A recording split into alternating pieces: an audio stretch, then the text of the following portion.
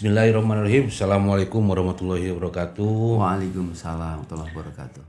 Selamat pagi para sahabat pemilih di wilayah Kabupaten Tasikmalaya. Alhamdulillah pada hari ini kedatangan tamu spesial, sobat saya sekaligus sebagai guru dalam berbagai hal. Tentunya terima kasih Kang Ato telah hadir di program Like Literasi Kepemiluan. Jadi momen dimana kita sharing pengalaman dan diskusi terkait memberikan berbagi ilmu terkait kepemiluan pada umumnya. Wabil khusus untuk hari ini kita akan coba diskusi nanti ke depan dengan Kang Ato selaku Ketua KPAID. Cuman untuk hari ini beliau lebih kepada meminta untuk berbagi pengalaman dan diskusi dengan kita semua terkait kelompok-kelompok marginal dalam proses penguatan demokrasi, karena beliau salah satu pembimbing atau pembina dari berbagai organ teman-teman yang bergerak di anak jalanan, UKM, terus juga pengamen jalanan, KPJ, terus juga mungkin yang fokusnya di KPAID. Wilujeng Sumping, Kang. Wilujeng Sumping, Om. Alhamdulillah sehat-sehat. Alhamdulillah sehat walafiat. Hatur nuhun pada pagi hari yang bahagia ini, di hari Jumat Berkah, di hari pertama setelah pemotongan tumpeng, saya diberikan kesempatan pertama untuk bersilaturahim di KPU. Alhamdulillah. Sudah lama. Hatur nuhun, Om. Ya, sudah lama nggak bertemu, terakhir mungkin di proses sosialisasi pendidikan pemilih pada saat kepala daerah ya, kepala daerah. Terima kasih. Aktivitas hari ini, Kang, kira-kira? Aktivitas hari ini tentu dalam kapasitas saya juga sebagai Ketua KPI di Kabupaten Tasikmalaya dan juga Ketua Forum di Provinsi Jawa Barat, masih seputar terkait tentang anak, dengan segala dinamika dan yang lain-lainnya. Terlepas daripada itu, juga karena kita juga ada keterkaitan dengan yang lain. Ada teman-teman yang tadi disampaikan, kalau dalam bahasa kerennya itu termarginalkan, segala macam. Sehingga karena di dalam kelompok itu juga ada beberapa anak-anak, maka kita juga bisa masuk tuh di situ. Itu terus tiba-tiba nih hari ini kita berbicara demokrasi dan yang lain-lainnya. Jadi kita masih berputar sebagaimana arah jarum jam gitu. Tidak boleh berhenti apalagi mundur. Siap. Ya, makanya ketika muncul tema terkait marginal, teringat bahwa dulu waktu sosialisasi di pemilihan kepala daerah, kita juga menghadirkan melalui Akang sebagai salah satu pembina lah di teman-teman di KPJ, anak jalanan, sampai kepada komunitas motor. Nah, kira-kira mungkin keberadaan mereka dalam konteks demokrasi yang kemarin lah di dalam proses pemilihan pilkada terakhir mungkin di PSU, bagaimana menurut Akang? Jadi begini, Om. Tentu kan pemahaman demokrasi itu kan berdasarkan literasi yang dia dapat, satu itu. Terus kemudian pemahaman demokrasi juga berdasarkan pada sebuah pemahaman apa yang dia dapatkan, gitu. Jadi tidak bisa lepas dari itu. Teori apakah memilih pemimpin adalah bagian dari demokrasi, itu mungkin bagi mereka sebagian adalah nomor sekian. Sehingga dalam pemikiran kami terkait dengan pemahaman demokrasi gitu ya, sederhana sebetulnya pemahamannya. Yang pertama, kalau di bahasa lembur kan ada orang rek menang naon gitu. Artinya bahwa hari ini itu kapasitas potensi pragmatis itu masih cukup tinggi. Iya, iya. Gitu. Dan itu saya kira penyebabnya mohon maaf ya dalam tanda kutip partai politik partai politik yang salah satu fungsinya memberikan edukasi politik tidak berjalan. Sehingga dalam tanda kutip mereka yang ada itu dia datang pada saat dia butuh. Iya. Gitu. Setelah kemudian pestanya selesai tidak lagi butuh maka kemudian meninggalkan. Iya. Terus kemudian ada pemahaman yang lain bahwa di media sosial dan yang lain-lain bahwa seolah-olah bahwa berbicara politik itu maka di situ bicara korupsi kan gitu ya, berbicara penyimpangan, berbicara yang lain-lain. Tidak ada sisi-sisi positif bahwa berdemokrasi itu adalah bagian dari sebuah proses menciptakan pemimpin yang bersih dan lain sebagainya. Dalam konteks pemahaman itu sehingga edukasi yang paling utuh di dalam pemahaman mereka kurang tersampaikan. Gitu. Sehingga mungkin atas dasar itu bahwa untuk menggugah ini sebetulnya harus dilakukan bukan saja oleh KPU tetapi juga oleh semua pihak.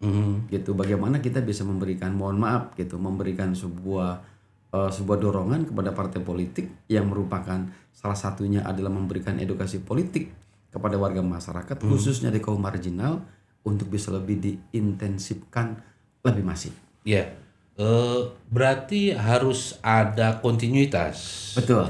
Yang dilakukan oleh lembaga-lembaga terkait proses pendidikan kepada pemilih atau pendidikan politik kepada pemilih, terutama di kelompok-kelompok marginal. Betul. Nah, kira-kira hal-hal apa yang itu bisa dilakukan secara kontinu di hal-hal kecil aja agar mereka juga mungkin tadi ada proses edukasi yang kedepannya bisa betul-betul bermanfaat. Ada hal-hal yang sebetulnya dari hal yang kecil bisa kita lakukan. Pertama dari hal yang terkecil dulu, kita bisa hadir di dalam instrumen kehidupan mereka. Iya. Gitu. Ikut nongkrong atau ikut ngopi. Kemudian ada di kelompok mereka itu juga ada pengajian, gitu kan. Terus kemudian ada sebuah solidaritas ketika teman-temannya mungkin terlibat kasus sosial. Iya. Itu kan akan cukup pemerintahan kelompok mereka itu. Iya. Gitu. Nah, kemudian bagaimana di dalam instrumen kehidupan sosial mereka itu pesan itu dapat tersampaikan. Yeah. Kita bisa hadir. Yang selama ini kadang-kadang dari pihak-pihak terkait jarang sekali hadir. Gitu di tengah-tengah kehidupan mereka. Itu yang paling kecil. Yeah. Terus kemudian yang cukup lebih besar saya pikir mereka itu berkumpul, terorganisir, gitu. Anggotanya ada, gitu ya. Itu anggotanya ada dan dia nyaman, gitu kan, gitu. Misalkan teman-teman dalam tanda kutip ini anak-anak yang kita sebut anak pang, gitu ya. Mereka nyaman, gitu. Mereka nyaman, gitu. Tapi kan kemudian kita kan lebih cenderung masa bodoh. Mohon maaf ini. Seringkali kita menjumpai di kota-kota misalkan. Kita sebut di Singaparna. Ketika ada anak pang yang dandannya nyentrik, pakai anting yang tidak lazim, gede gitu telinganya, gitu. Terus kemudian dipasang di mana-mana. Apa yang terjadi? Kita memandang mereka itu seperti halnya memandang, mohon maaf nih bahasa kasarnya, seperti memandang kadal. Stigmanya jelek lah ya. Iya gitu, butuh, enggak, takut, enggak kan, gitu aja. Gitu. Nah, artinya bahwa mereka dalam pemahaman mereka nyaman dengan posisi itu. Kita yang memang kita yang lazim gitu, kalau ngeliat pakai anting itu yang rapi gitu ya, ditato juga, artnya itu dapat, mereka tidak. Yang saya maksud bahwa kita gitu, atau mungkin kelompok-kelompok politik tertentu, kalau dipertanyakan kiprahnya untuk menyentuh mereka sudah ada belum? Gitu. Kita saja gitu, kita yang umum nih gitu, kadang-kadang dengan mereka kan masa bodoh. Itu sehingga saya berpikir ketika kita berbicara demokrasi, berbicara kaum marginal, maka sebaiknya hari ini kita sudah mulai menata prioritas untuk bagaimana memberikan pemahaman politik supaya tingkat partisipasinya bisa lebih tinggi, dan lebih daripada itu pemahaman terkait terkait politik, terkait demokrasi bisa lebih positif gitu. Sehingga yang kita pikirkan itu bahwa apa ya, mereka nyaman dengan dunianya. Dan yang saya khawatirkan begini gitu. Mereka aneh dengan dunia kita, kita aneh dengan dunia mereka. Nah itu. Kira-kira nih Kang, tentu kan ada kendala ketika ada, bukan gap ya, tadilah ada stigma sehingga proses secara melakukan pendekatan kepada mereka itu ya udahlah, nantilah di ujung, di akhir menjelang kan gitu. Nah, apakah misalkan terdapat kendala dari pihak-pihak tertentu misalkan ketika bahwa menganggap kelompok-kelompok marginal ini nggak signifikan berpengaruh terhadap proses demokrasi, atau ada kendala-kendala lain sehingga tadi yang seharusnya secara kontinu dilakukan proses pendidikan demokrasi atau politik karena mungkin tidak ada kontribusi, ada feedbacknya secara langsung, ya nanti aja lah. Itu gimana menurut saya pikir begini, karena ini kan sebetulnya kendala yang paling utama itu adalah responsibility kita di dalam menyikapi persoalan itu. Maukah kita mau bergerak gitu. Kendala yang paling umum itu kan biasanya kalau kumpul dengan mereka, kalau tidak dikasih apa-apa, gitu kesannya jadi tidak baik, gitu kan, selalu saja begitu.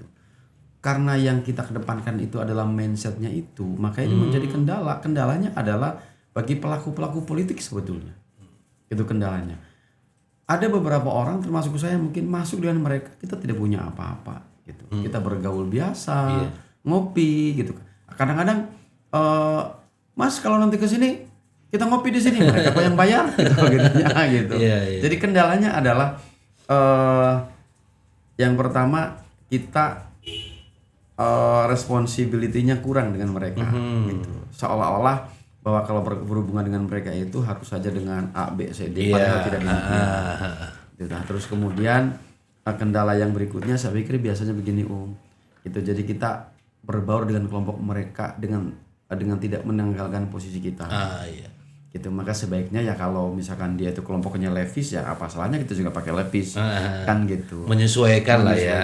Gitu. Terus kadang-kadang bahasanya juga kan kita tidak bisa memposisikan, misalkan saya ini ketua KPHI tiba-tiba ngomongin anak, terus ngomongin pola asuh, terus ngomongin hukum, terus kan akhirnya kan mereka juga merasa tidak satu frekuensi. Betul.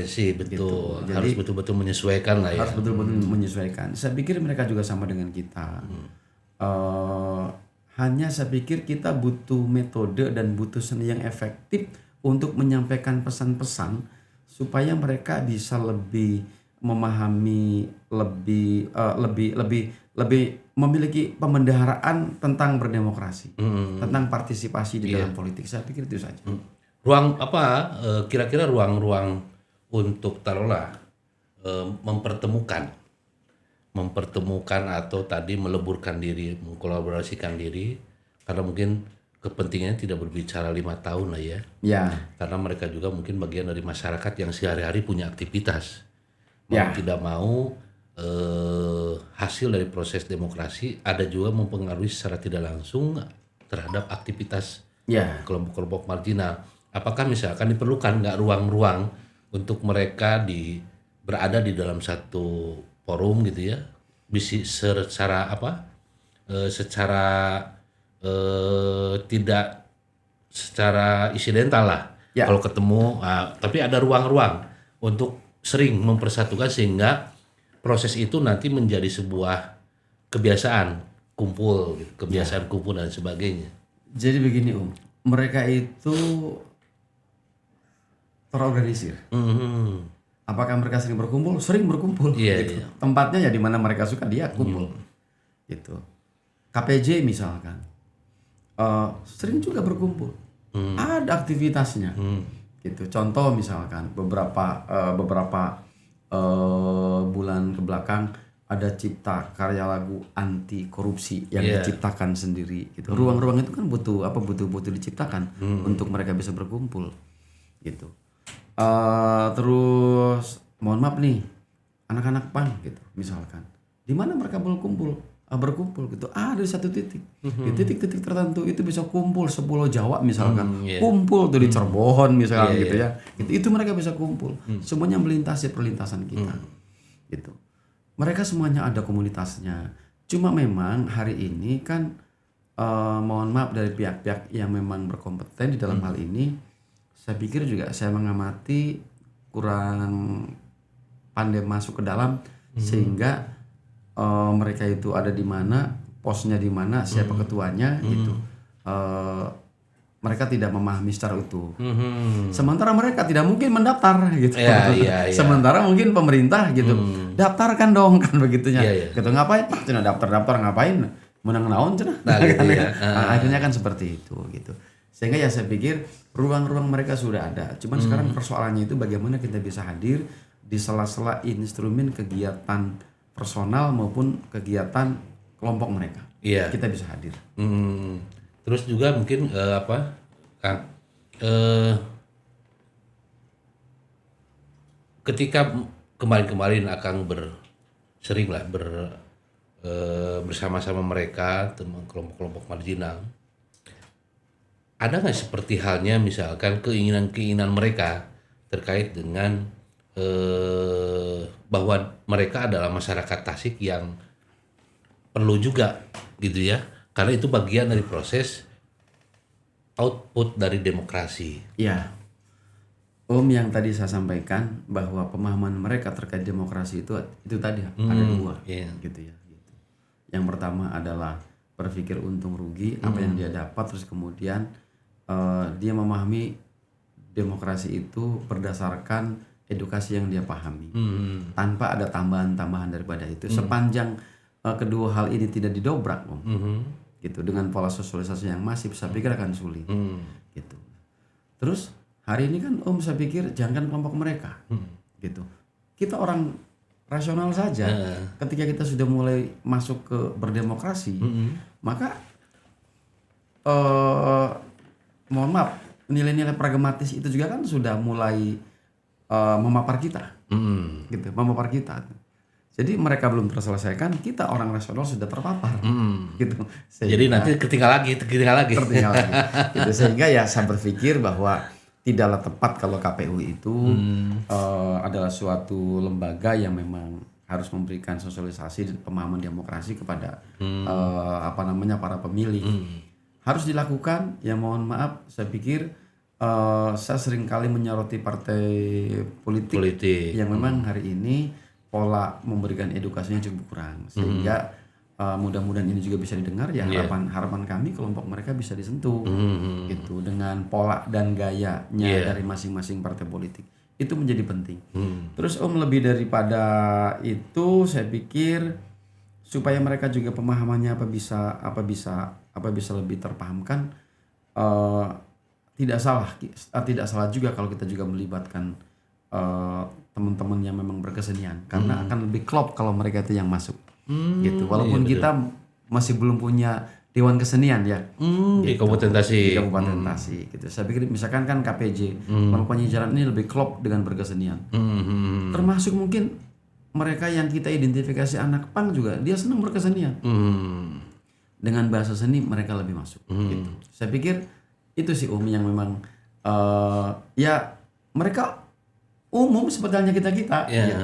Nah cuman ya yang jadi persoalan kembali adalah kita tidak bisa meningkatkan kualitas pemahaman demokrasi sepanjang kita berpikirnya 5 tahunan.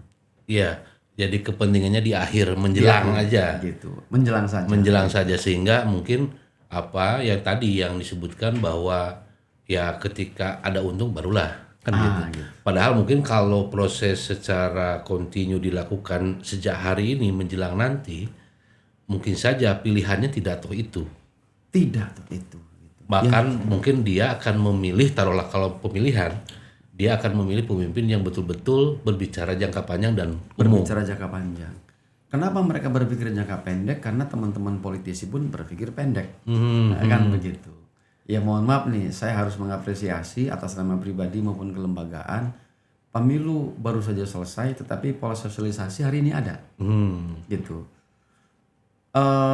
ini patut ditiru juga oleh lembaga-lembaga yang lain bahwa proses politik itu tidak bisa dituntaskan dalam jangka pendek.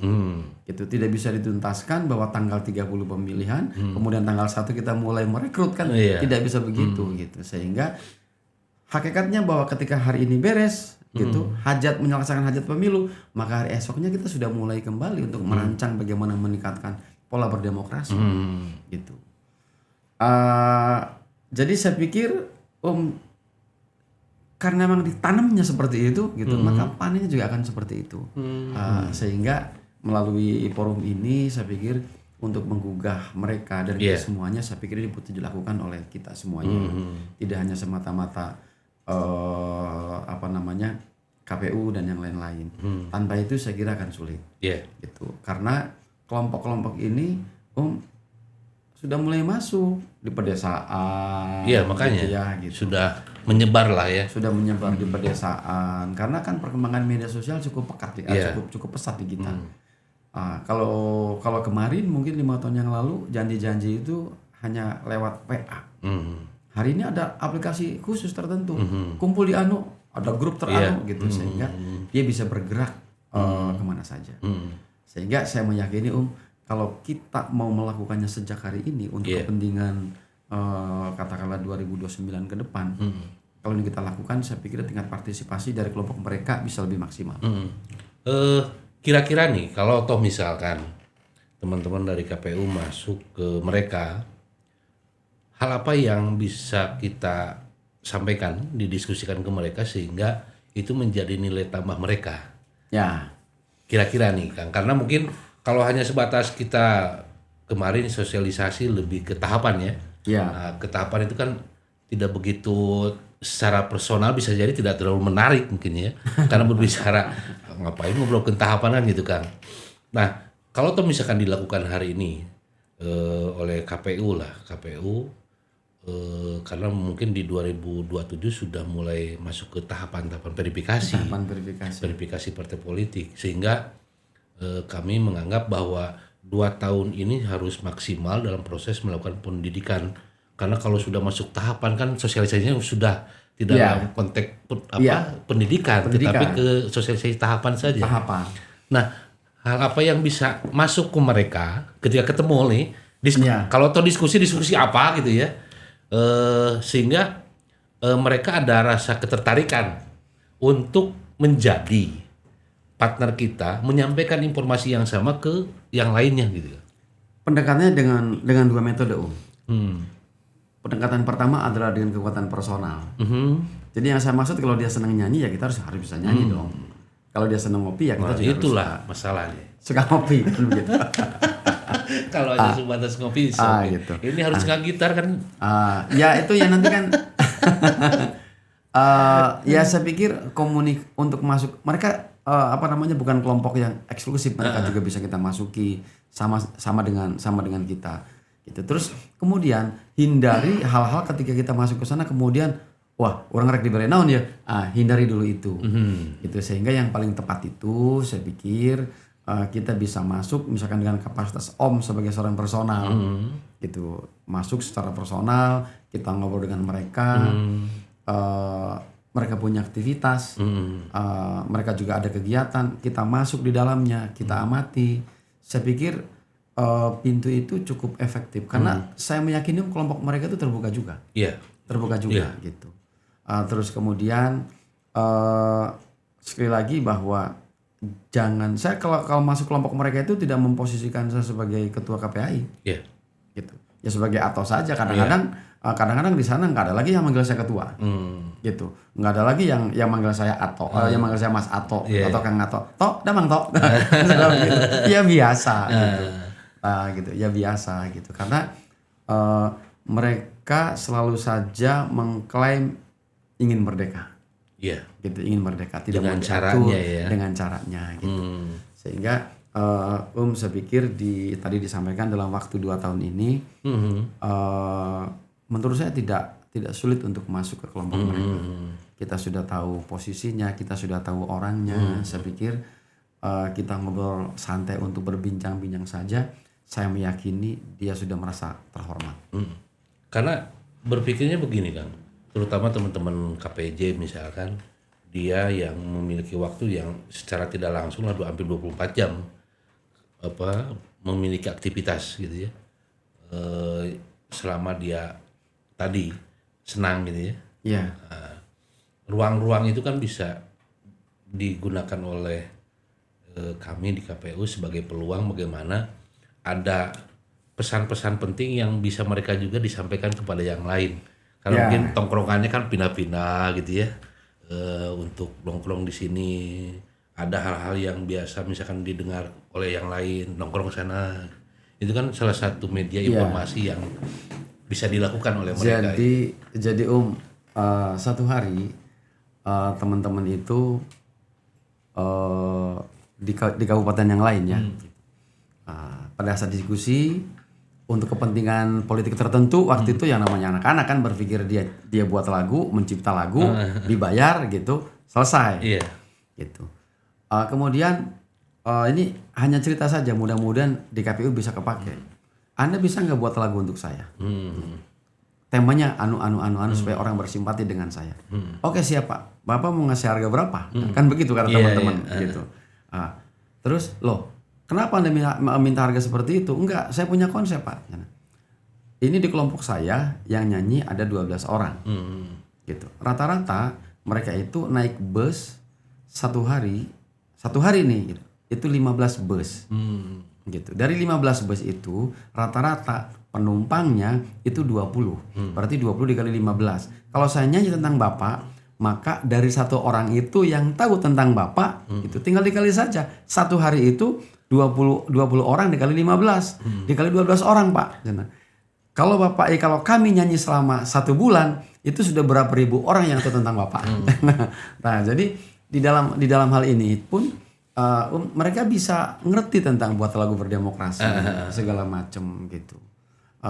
Kalau ada gitar saya bisa contohin nih bagaimana nyanyi berdemokrasi gitu. Ini bisa sampai sosialisasi itu bisa sampai ke mereka. Sebab mohon maaf gitu. Saya jadi sarjana dari hasil ngamen. Ada teman saya di Bandung yang hari ini ada di Tasik ngamen juga dengan saya. Sekarang masih ngamen gitu. Anaknya sudah banyak gitu. Dia masih ngamen, kemudian kerjanya 1 kali 24 jam gitu. Jadi siang dia ngamen, kemudian ketika malam gitu, dia tidur itu pada saat menunggu penumpang penuh. Pada saat penumpang penuh, dia terbangun nyanyi lagi, turun lagi, tidur lagi, terus seperti itu. Itu berpuluh-puluh tahun, gitu. Jadi ya makanya kan menjadi salah satu cara efektif lah. Ya, gitu. Ketika misalkan KPU punya agenda untuk mensosialisasikan terkait tertentu menggunakan teman-teman di kelompok-kelompok marginal, contohnya di teman-teman KPJ misalkan.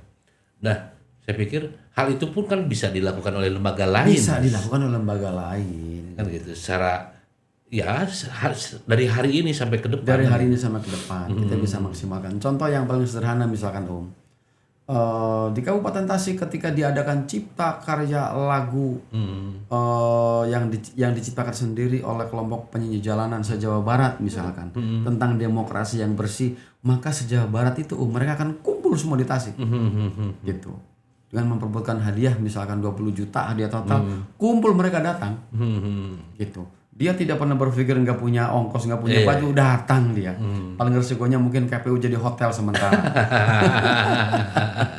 Kumpul itu, gitu mereka kumpul. Begitupun mohon maaf nih misalkan dengan teman-teman yang kita namakan anak-anak punk. Ayo gitu. Dia kan lebih suka reggae biasanya. Oke, kalian nyanyi lagu reggae tapi tentang demokrasi. Gitu. Nanti kita nilai pentaskan gitu ya. Maka itu jadi rame itu. Gitu. Jadi rame itu kan adalah salah satu bentuk bagaimana pola meningkatkan pemahaman berdemokrasi melalui dan tingkat kepedulian kepada kita gitu. Kepada lembaga gitu. Saya pikir metodenya cukup banyak ketika kita juga mau menyentuh ke mereka gitu. Akan jauh lebih maksimal ketika ini juga bisa dilakukan bersama-sama. Gitu. Makanya kan itu. Contoh misalkan teman-teman yang tergabung di klub motor hampir sama kan gitu polanya. Di klub motor misalkan, di klub motor nih, satu hari saya bawa di dalam kegiatan KPU. Dia nanya, ini serius kita diaku? Tuh kan aneh. Kita nyari-nyari. Nah dia bahasa, ini serius kita diaku gitu. Dia merasa tersanjung, walaupun mungkin sama kita hanya dikasih uang bensin dan kaos. Tapi sampai hari ini kaosnya nggak hilang. Gitu. Sampai hari ini kalau misalkan saya berkunjung dipakai tuh kaos. Saya pikir ini saya bukan KPU. Ruang-ruang pendidikan pemilih politik di mereka pun sebenarnya bisa masuk ya. Taruhlah misalkan ketika mereka itu kan organisasi yang terstruktur ya, organisasi yang secara strukturnya ada. Kan ruang-ruang pendidikan politik itu misalkan salah satu hal kecil pemilihan ketua. Ya, Bisa masuk ke wilayah-wilayah kita seperti bisa itu. masuk ke wilayah itu. Kemudian kita bisa bersinergi dengan program-program yang memang akan dilakukan. Contoh, ini juga memang lucu gitu ya. Lucu tapi ya inilah mereka. Sebetulnya kan mereka butuh bantuan. Tapi dia juga kadang-kadang suka bagi-bagi sembako gitu. Iya gitu. Artinya kan kepedulian mereka juga ada gitu. Sebetulnya sama dengan kita, cuman dari sisi pemahaman yang mungkin belum satu frekuensi dengan kita pada umumnya.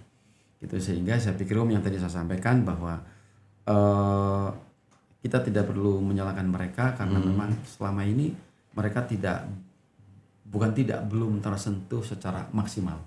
Sehingga wajar kalaupun kelompok mereka menilai kelompok teman-teman yang mapan juga negatif. Gitu.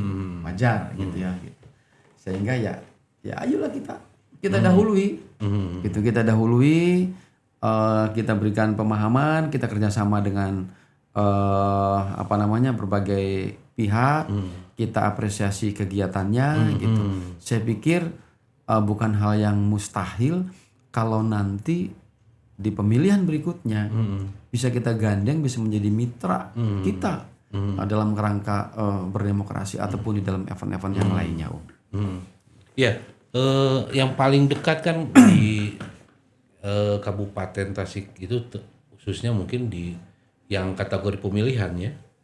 Ruang-ruang demokrasi yang paling dekat itu nanti di Pilkades. Nah, di proses pemilihan kepala desa. Nah, kelompok-kelompok ini dia punya peluang gitu ya.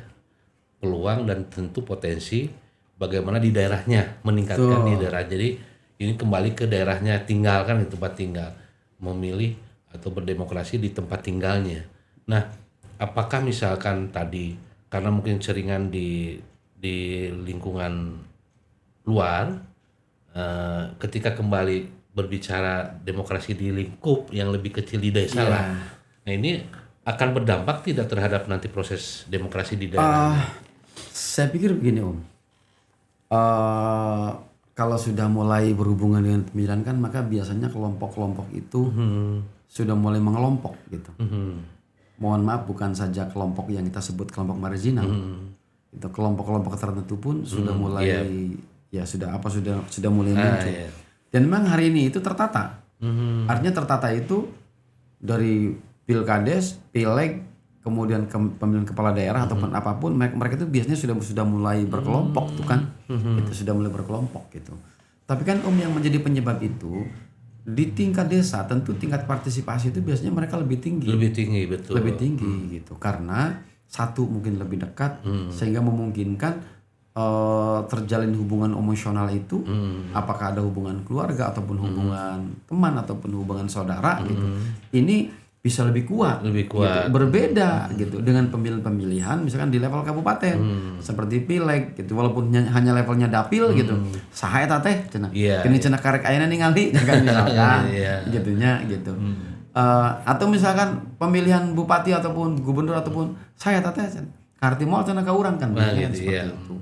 Sehingga ketika tidak diiringi dengan metode sosialisasi dan pemahaman yang masif gitu, maka di event-event yang lebih besar tentu ini akan berdampak pada proses demokrasi kita gitu. Jadi artinya bahwa kita tidak bisa menyamakan gitu ya gitu, berdemokrasi di tingkat desa dengan berdemokrasi di tingkat kabupaten gitu. Kita akan sulit, walaupun saya meyakini posisi hari ini itu kelompok apapun itu, gitu. Kelompok apapun itu, mereka sudah mulai masuk berdemokrasi di tiap-tiap desa. Kalau dulu mungkin kalau desa A pemilihan kepala desa akan fokus rame itu hanya di desa A saja, kan sekarang mah tidak, gitu. Semuanya dari desa yang lain, dari kecamatan yang lain, gitu, ikut ngatur dan intervensi berdasarkan power dan kekuatannya masing-masing, gitu. Nah, biasanya kan di pasca nih Kak, kalau semakin kecil pemilihan maka efeknya itu kadang tingkat ketidakmenerimaan hasil itu tinggi, jadi kadang dengan tetangga tidak akur. Nah, di teman-teman kelompok marginal nih, apabila misalkan dalam proses ini mungkin terkait dengan hasil proses demokrasi, ketika berbicara hasil, apakah dia memiliki jiwa yang ketika misalkan yang Seperti itu. Ketika kalah misalkan calonnya atau seperti apa, sehingga dia berjiwa besar sehingga dengan yang menang pun biasa lagi gitu, cair gitu. Sepanjang saya dengan mereka sampai hari ini 30 tahun barangkali saya dengan mereka, saya belum pernah dengar mereka itu berkonflik gara-gara itu. Ya itu mungkin Ya, belum pernah dengar. Ya. Gitu. Jadi kadang-kadang yang tadi saya sampaikan bahwa atensi mereka terhadap politik itu mungkin kalau hukum Islam itu mungkin di nomor 25 mungkin gitu. Jadi jauh gitu, sehingga tidak ada di dalam ya intinya selama saya dengan mereka tidak ada tuh konflik gitu dengan kelompok B atau personal A dengan B gara-gara beda pilihan. Tidak ada. Gitu. Jadi begitu pemilihan selesai, kadang-kadang dia juga tidak tahu siapa yang menang dan yang kalah. Datang, nyoblos, udah aja selesai. Gitu. Ya sehingga ini konflik-konflik itu lebih rentan. Ya mungkin di KPU bisa diamati gitu. Ketika pemilihan-pemilihan yang selama ini terjadi, ada aksi-aksi ketidakpuasan, saya yakin-yakinnya kelompok mereka tidak ada. Gitu. Nah, maksudnya kan apakah hal tersebut itu bisa bukan diadopsi ya, dicoba oleh kelompok lain kelompok rasional. Ketika misalkan teman-teman marginal saja, misalkan tadi teman-teman yang tadi sampaikan, ketika sudah beres ya sudah gitu, tidak lantas ya berbaur lagi seperti pada umumnya, masyarakat pada umumnya gitu. Mereka itu kenapa mereka nyaman? Saya merasa nyaman misalkan karena di kelompok mereka itu punya solidaritas yang tinggi, kesetiakawanan yang tinggi, gitu. Nah ini yang kuat gitu. Misalkan mohon maaf nih, kelompok Vespa misalkan, tiba-tiba ada yang naik motor Vespa mogok di jalan, nggak tahu ini siapa, tiba-tiba ada dia ngerasa komunitas Vespa misalkan, kita nggak tahu tuh siapa namanya, orang mana mogok, turun tuh bantuin.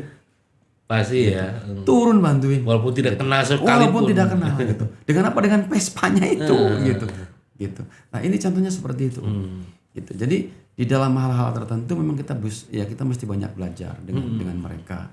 Selama ini kan kadang-kadang kita menjadi kelompok orang yang memposisikan bahwa kita adalah orang rasional, kita paham aturan, kita juga paham berdemokrasi, tapi di sisi lain ketika demokrasi itu tidak menguntungkan kita, maka kita seperti kekanak-kanakan, kalah dengan kelompok yang kita sebut marginal. Iya, makanya kan proses pembelajaran apa yang bisa itu kan perlu disampaikan kan?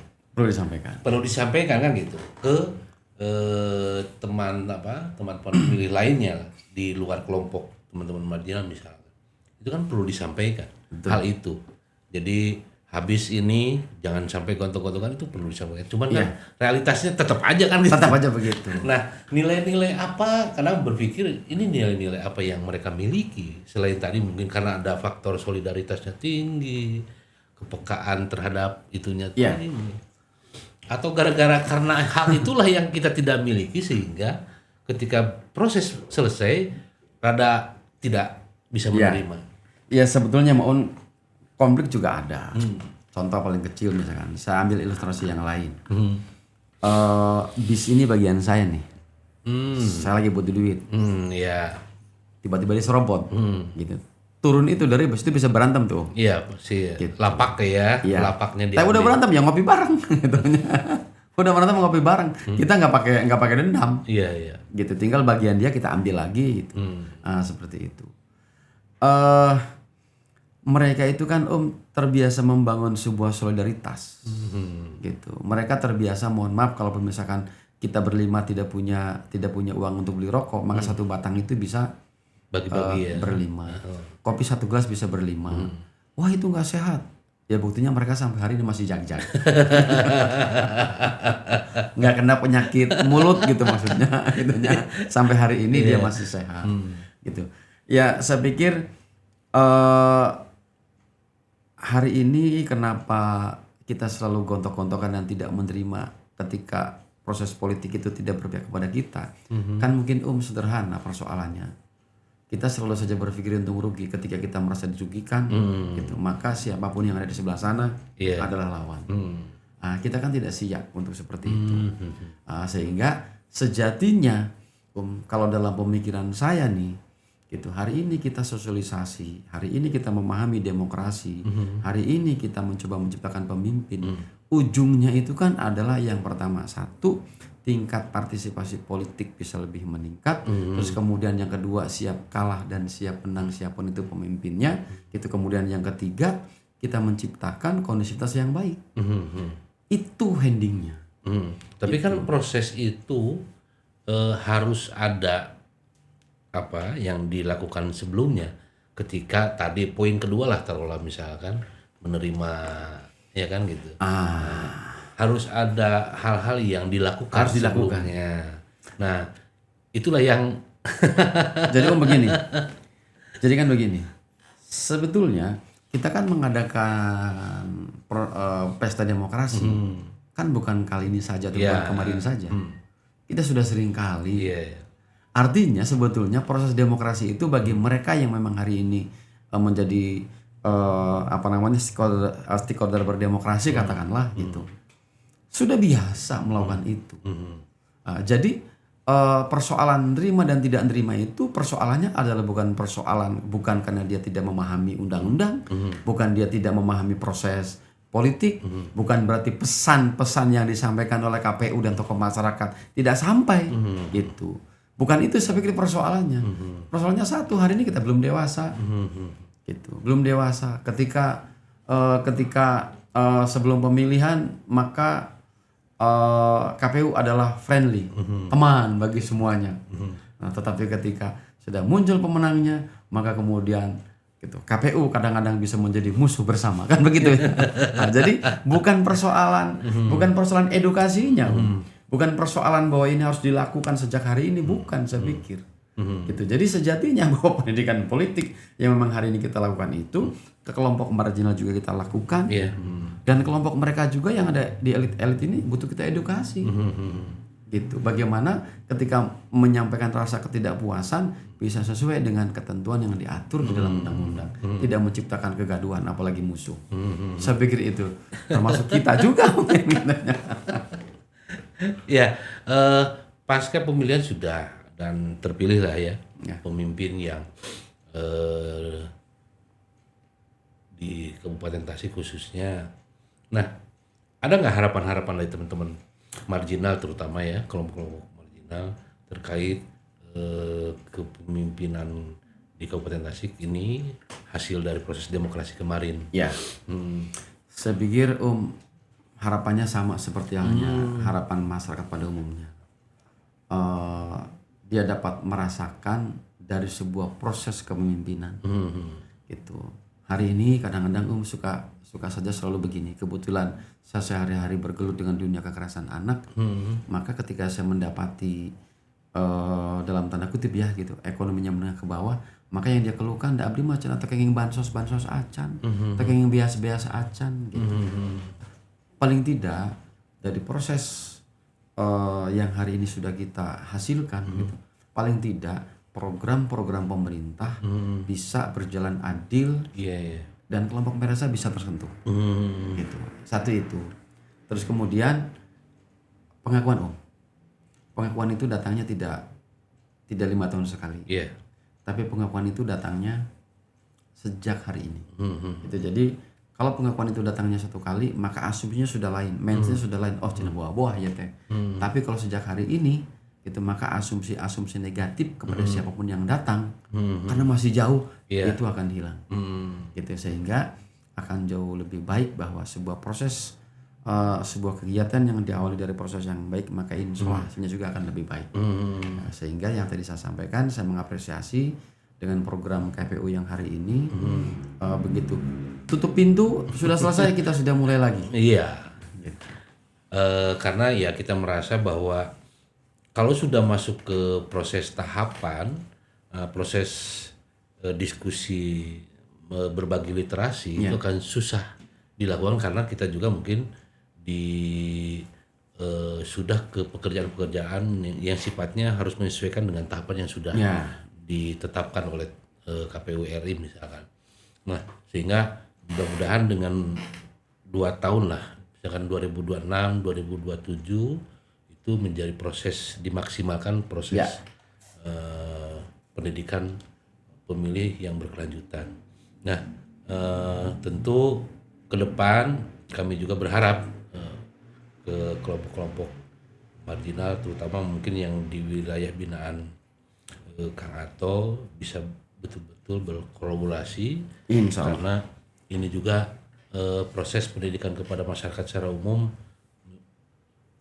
bukan menjadi tanggung jawab penuh gitu ya, tetapi harus ada proses kolaborasi dengan berbagai lini pihak.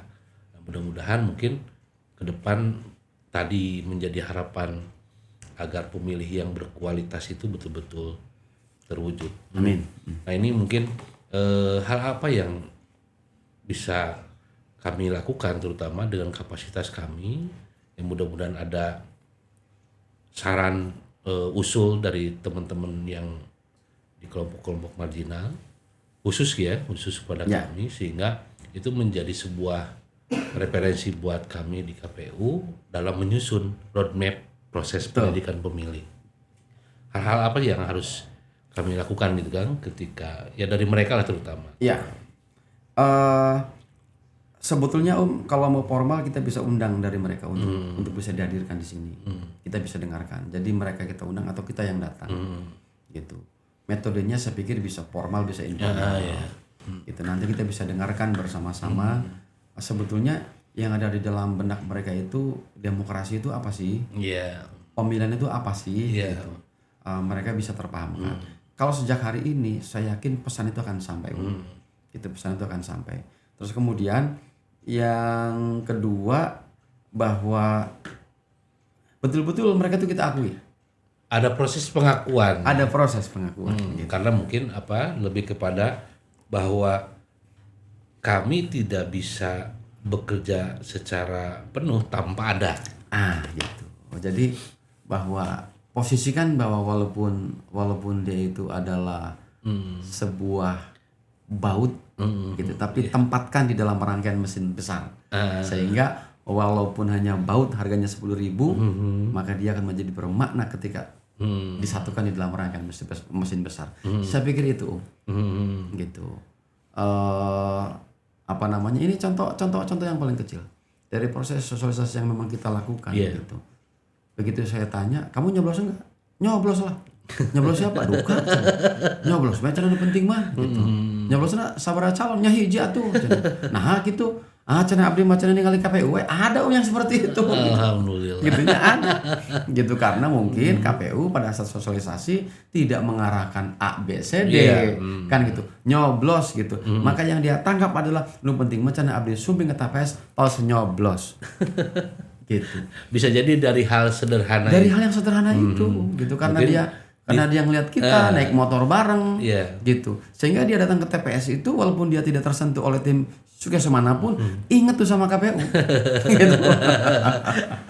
Bisa jadi untuk ruang-ruang pendidikan lainnya, taruhlah tadi mungkin menjadi pemilih yang rasional, bisa jadi itu disampaikan oleh lembaga-lembaga terkait khususnya yang kepentingan terutama misalkan KPU hanya sebatas sampai pada garis pertama, urusan garis kedua, tiga dan sebagainya. Silakan yang lain. Silakan yang lain. Bisa jadi seperti itu. Seperti itu. Ya paling tidak Om, bahwa kita sudah sudah bisa membuka akses ke mereka dan hasilnya saya pikir walaupun masih belum maksimal tetapi cukup baik. Gitu. Terus ya saya pikir ini perlu diterapkan kepada mereka. Yang terpenting adalah pengakuan. Iya. Itu yang paling utama. Itu yang paling utama. Itu adalah ketika mereka sudah diakui dengan kita, saya pikir kelompok ini bisa menggandeng kelompok-kelompok yang lain, bisa ikut serta di dalam meningkatkan proses demokrasi di Kabupaten Tasikmalaya. Terima kasih Kang. Ada hal yang mungkin perlu disampaikan, pesan-pesan buat keluarga-keluarga atau yang kategori yang kelompok marginal terkait proses penguatan demokrasi khususnya di Kabupaten Tasikmalaya.